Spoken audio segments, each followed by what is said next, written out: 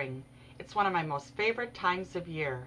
Our backyard just bursts with color from all of our trees. It was still about a month before the buds were going to start showing, but I was beginning to have spring fever. That is, until I heard the pitter-patter of what sounded like ice hitting my window overnight. When my husband and I got up the next morning, we had no power. We got dressed quickly and went out to see what happened overnight.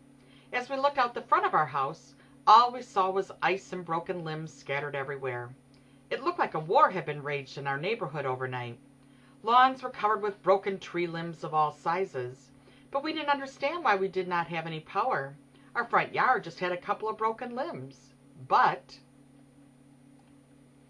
as we walked back through our house to look in the backyard, we began to see why our power was out.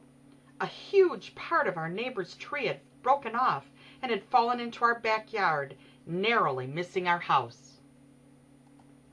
It looked like a gigantic hand stretching its spindly fingers towards our home. We both sighed a huge sigh of relief. We were extremely grateful that it had missed our home. It could have done so much damage that would have been very expensive to repair. The only real problem was that when it fell, it took the power line with it. I ran in and got the camera so that we could take some pictures. It was hard to believe that ice could do so much damage. Our curiosity got the best of us, so we decided to take a quick trip through the neighborhood to see the other damage.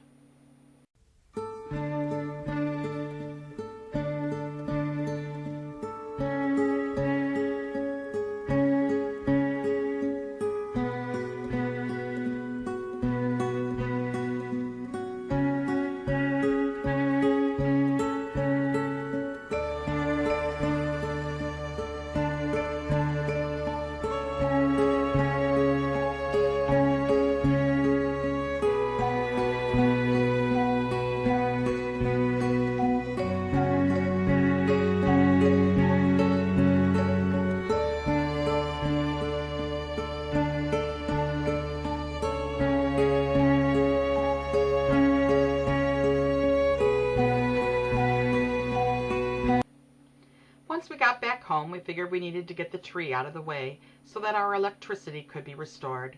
We could not afford to have someone do it for us, so we got to work. Once we got moving, the work went really quickly. We started by hauling some of the smaller limbs out to the street so that they could be picked up by the city.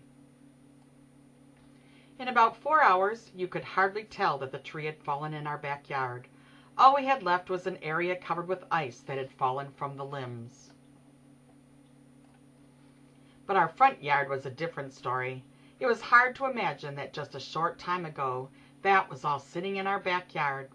Our next task was to hook up the generator and wait for Edison to do their job.